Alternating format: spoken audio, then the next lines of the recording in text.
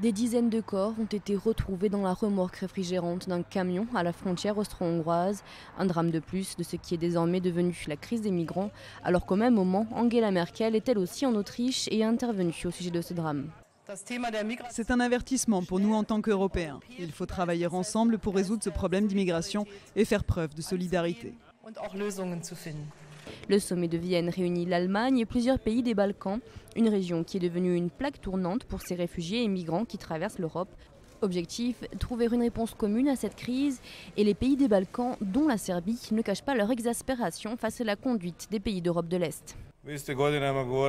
En fait, vous avez un problème, mais vous nous demandez à nous, la Serbie, de proposer un plan d'action pour les migrants. C'est vous qui devriez venir avec un plan d'action et nous demander d'y participer. Les tensions sont grandissantes en Europe au fur et à mesure qu'arrivent toujours plus de personnes, dont de nombreuses familles ayant fui pour la plupart des conflits d'Afrique et du Moyen-Orient.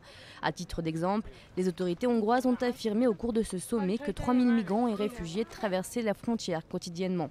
Une situation qui menace l'espace Schengen. Si nous n'arrivons pas à trouver une réponse européenne rapidement, alors de plus en plus de pays comme la Hongrie ou le Danemark continueront à essayer de résoudre la crise de leur seul point de vue, en prenant leurs propres mesures.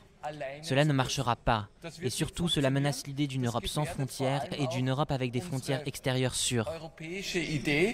La Hongrie doit terminer d'ici quelques jours la construction d'une clôture métallique et barbelée de 175 km érigée le long de sa frontière avec la Serbie. Avec la Bulgarie, la Grèce et l'Espagne, c'est le 4e pays à avoir construit un dispositif de ce genre à sa frontière pour contrôler les arrivées de migrants et réfugiés.